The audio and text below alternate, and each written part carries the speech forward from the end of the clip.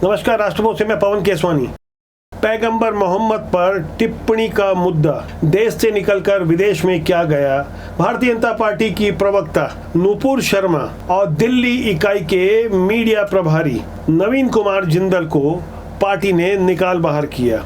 10 दिन लग गए इस कार्रवाई पर। आमतौर पर भारतीय जनता पार्टी तुरंत कार्रवाई करने के लिए जानी जाती है, लेकिन नुपुर शर्मा के बयान को लेकर भारतीय जनता पार्टी जहां उनके बयान के साथ मौन सहमति देते हुए हम कदम दिखाई दे रही थी कि फिर अचानक ऐसा क्या हुआ कि 10 दिन के अंदर इतनी बड़ी कार्रवाई करनी पड़ी और बताया गया कि पार्टी का संविधान 10A हमें इजाजत नहीं देता कि हम किसी धर्म संप्रदाय के विरुद्ध टिप्पणी करें और हम उसको स्वीकार भी करें। नुपुर शर्मा ने जो कुछ कहा पूरी दुनिया ने देखा और समझा, लेकिन छोटे ओवैसी यानी अकबरुद्दीन ओवैसी ने हिंदू देवी देवताओं के बारे में क्या कुछ नहीं कहा। उन्होंने मनहूस तक कह दिया। यकीन नहीं होता तो देखिए ये वीडियो। गणेश थे वो थे बहरहाल, अब हनुमान जयंती आ गई, रामनवमी आ गई, लक्ष्मी मालूम थी। ये भाग्य लक्ष्मी आज तक नहीं सुने। ये कौन सी नहीं है भाई? और दुर्गा सुने, ये सुने। बहरहाल मैं क्या बोलूं, कैसे कैसे नामा है। ये मुबारक महफिल में वो मनुष्य नामों को लेके खराब करना नहीं चाहता। ये मुबारक महफिल में वो मनुष्य नामों को लेके खराब करना नहीं चाहता। हिंदू देवी देवताओं के लिए इस तरह खुलेआम अपमानजनक भाषा का प्रयोग करने वाले अकबरुद्दीन ओवैसी के विरुद्ध देश भर में कहीं वैसे आवाज नहीं उठी और न ही विदेशों में नुपुर शर्मा की तरह गिरफ्तारी के लिए हो हल्ला मचा। कतर जैसा देश जिसने हिंदू देवी देवताओं के अपमान करने वाले, उनकी नग्न तस्वीर बनाने वाले मकबूल फिदा हुसैन को फरवरी 2010 में अपने यहाँ नागरिकता का ऑफर किया था, आज वही कतर पैगंबर मोहम्मद के शान में नुपुर शर्मा के लिए गिरफ्तारी की मांग करता है, भारत के विरुद्ध बायकॉट जैसी बातें करता है। इस तरह का दोहरा रवैया पूरी दुनिया देख भी रही है और समझ भी रही है।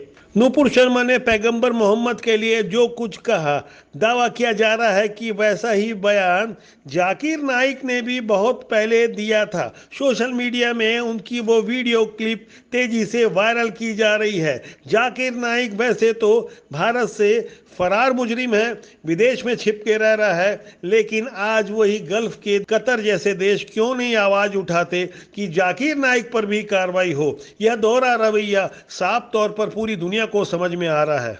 इस बीच फायर ब्रांड हिंदूवादी साध्वी प्राची, जो नुपुर शर्मा और नवीन कुमार जिंदल के पक्ष में खड़ी नजर आई, उन्होंने जो कुछ कहा उनके एक एक शब्दों पर आप गौर करें। आज तक जैसे तमाम मीडिया चैनल को उन्होंने अपने बयान में क्या कुछ कहा। नुपुर शर्मा पर केवल कार्रवाई इसीलिए हुई क्योंकि उन्होंने सच बोल दिया। आजकल सच बोलना सबसे बड़ा गुनाह है, लेकिन सच परेशान हो सकता है, पराजित नहीं हो सकता।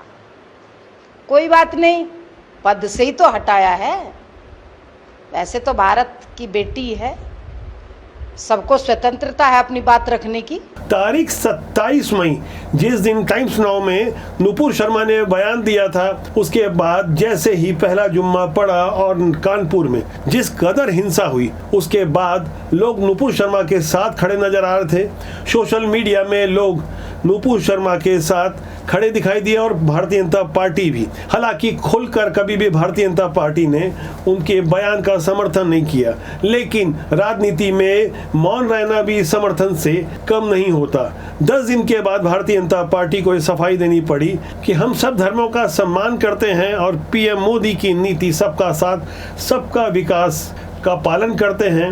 नुपुर शर्मा ने जो बयान दिया वह भाजपा की नीतियों के विपरीत था, जबकि नवीन कुमार जिंदल, पहले जिन्हें लोग राजनीति में कम जानते हैं, पहले तो ये समझ रहे थे उनके नाम से कि कोई उद्योगपति नवीन जिंदल होंगे, लेकिन ये नवीन कुमार जिंदल जो दिल्ली के मीडिया इंचार्ज हैं, इन्होंने नुपुर शर्मा के बयान से कहीं आगे जाकर ट्वीट कर दिया और उनके बयान का समर्थन किया। अब उन्हें भी बाहर का रास्ता देखना पड़ा। 6 साल के लिए निलंबित होने के बाद नुपुर शर्मा ने 5 जून को बताया कि मेरा कुछ किसी के अपमान करने का इरादा नहीं था, लेकिन मैं लगातार टीवी डिबेट पर जा रही थी तो मेरे शिव जी जो मेरे आराध्य हैं उनका अपमान हो रहा था, शिवलिंग का अपमान हो रहा था। बार बार डिबेट के दौरान कहा जाता था कि दिल्ली में जगह जगह शिवलिंग बने हैं, उनकी जाके पूजा करो। दरअसल मुद्दा ज्ञानवापी में शिवलिंग के अपमान से जुड़ा था, जिसे फव्वारा बताया जा रहा था। और ये शिवलिंग का दावा जब सर्वे में सामने आया उसके बाद अनेक टीवी चैनलों पर इसे लेकर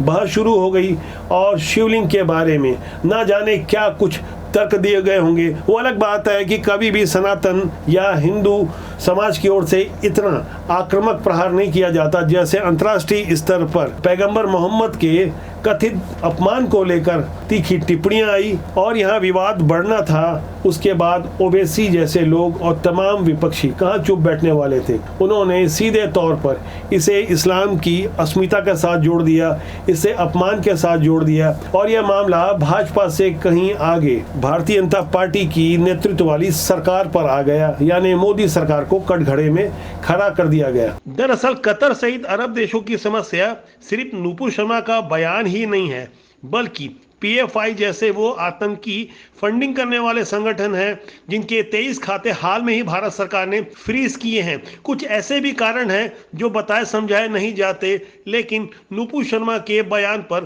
पेंच अटक गया और भारत को अपनी कूटनीतिक सफलता के लिए नुपुर शर्मा और नवीन कुमार जिंदल की ओर देखना पड़ा और भारतीय जनता पार्टी ने इसके बाद उन्हें निलंबित कर दिया। कारणों को समझने के लिए आज जनता सोशल मीडिया पर खुलकर बातें करती है। तमाम ऐसे दावे किए जा रहे हैं जिसे हमें भी चिंतन मनन करना चाहिए। भारत के हित में ही सबका हित जुड़ा हुआ है। नुपुर शर्मा को घेरने के बहाने अपने ही देश के खिलाफ कई टीवी चैनल आ खड़े हुए और देखते ही देखते गल्फ के कई देश भारत के खिलाफ हो गए। जो भारत कभी इस्लामी देशों के संगठन OIC में भारत को प्रतिनिधित्व करने का मौका मिला था, सुषमा स्वराज विदेश मंत्री थी, लेकिन कालांतर में परिस्थितियां बदली। पाकिस्तान लगातार OIC के मंच से भारत का विरोध करता रहा, लेकिन OIC के देश भारत के साथ खड़े नजर आए। लेकिन पिछले कुछ समय से भारत की विदेश नीति वहाँ कहीं ना कहीं OIC से इत्तेफाक रखते नजर नहीं आई, जहां OIC ने भारत के अंदरूनी मामलों में टिप्पणी करनी शुरू कर दी थी। नुपुर शर्मा का विवाद जब आया तो एक बार फिर OIC को मौका मिल गया।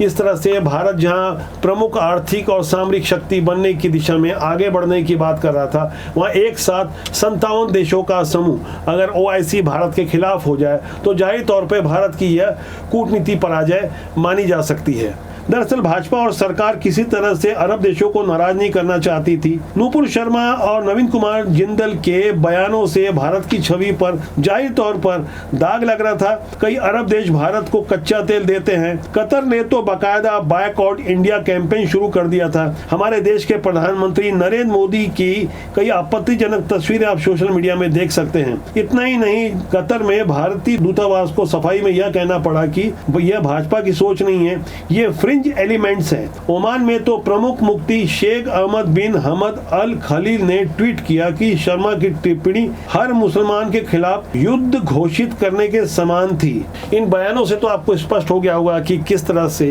अंतर्राष्ट्रीय मंच पे भारत की छवि को धब्बा लगाने का प्रयास सफल हुआ। इन अंतर्राष्ट्रीय घटनाओं से पहले कानपुर में जो कुछ भी हुआ वह दरअसल नुपुर शर्मा के बयान को लेकर ही ऐसा कुछ हुआ, ये दावा दंगाइयों की ओर से किया गया। हालांकि 35 लोग पकड़े जा चुके हैं और वो जमीनें और इमारत भी चिन्हित कर ली गई है जिन्हें गिराया जाना है, जिनका इस्तेमाल दंगाइयों ने किया था। आप पथराव के कई खतरनाक और डरावने वीडियो देख सकते हैं कि ये तैयारी कहीं पहले चल रही थी। दावा किया गया कि नुपुर शर्मा का बयान तो 27 मई को आया था, जबकि तैयारी कहीं पहले से थी। पत्थरों के साइज और दूसरे असलाहा और एक साथ 1000 से ज्यादा लोगों का इकट्ठा हो जाना, ये सब कुछ कैमरे में दिख रहा था। वह भी तब, तारीख भी तब चुनी गई जब वहां राष्ट्रपति और प्रधानमंत्री का दौरा हो उसी कानपुर शहर में जहां ये सब हो रहा था नुपुर शर्मा के बयान के आड़ में। अब यहाँ जो बातें निकल कर आती है कि कतर में क्या वाकई वेंकैया नायडू जो भारत के उपराष्ट्रपति हैं उनका अपमान हुआ, जैसा कि कई टीवी चैनल और सोशल मीडिया में दावा किया जा रहा है। यह भी आपको जानना समझना जरूरी है। कई बार जो चीज़ें दिखती है वो होती नहीं है। हर बातें मीडिया को नहीं बताई जाती और हर बातें मीडिया भी नहीं बताता, जिसे आप मेन स्ट्रीम का मीडिया कहते हैं। भारत को नीचा दिखाने के लिए अभी भी कई चैनल काम कर रहे हैं और उनके विरुद्ध भी भारत की जागरूक जनता लगी है, जो लगातार ऐसी कथित मेन स्ट्रीम की मीडिया को आईना दिखाती है। दरअसल कतर में हुआ यूं था, जिस वक्त भारत के उपराष्ट्रपति वेंकैया नायडू कतर की यात्रा पे थे, उसी दौरान कतर, ईरान और कुवैत में पैगंबर मोहम्मद के बारे में भाजपा नेताओं की विवादित टिप्पणियों को लेकर भारतीय दूतावासों को तलब किया गया था। सऊदी अरब ने बयान जारी कर कड़ी आपत्ति जताई थी। कतर और कुवैत स्थित भारतीय दूतावास के प्रवक्ता ने बताया कि राजदूत ने बताया कि ट्वीट किसी तरह से भारत सरकार के विचारों को नहीं दर्शाते। उपराष्ट्रपति वेंकैया नायडू जिस वक्त कतर की यात्रा में थे, तब ये पूरा घटनाक्रम हो रहा था। बताया यह गया कि शायद विरोध के तौर पर एंड टाइम पर कतर के डेप्यूटी अमीर अब्दुल्ला बिन अहमद अल थानी ने उपराष्ट्रपति नायडू के साथ लंच रद्द कर दिया।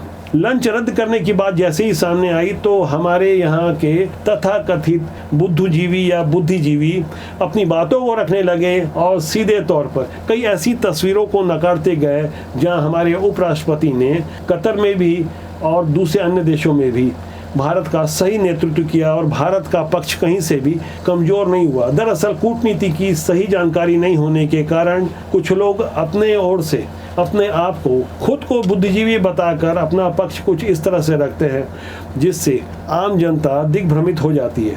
हमें सचेत रहने की ज़रूरत है, हमें सावधान रहने की ज़रूरत है। हमारे विवेक से भारत के नेतृत्वकर्ता जो भी नीतियाँ ले रहे हैं, वहाँ एक से एक जानकार बैठे हुए हैं। उन्होंने कुछ सोच समझ के निर्णय लिया होगा। हमको ये नहीं भूलना चाहिए कि पाकिस्तान के हालात अभी कैसे हैं। OIC अगर भारत की बजाय पाकिस्तान के साथ खड़ा नजर आया और भारत से नाराजगी ले ले, तो इससे पाकिस्तान का भला होगा। मौजूदा समय में जिस वक्त पाकिस्तान के पूर्व प्रधानमंत्री इमरान खान खुद होकर पाकिस्तान के 3 टुकड़े होने की आशंका व्यक्त कर रहे हैं, भारत भी यही चाहता है।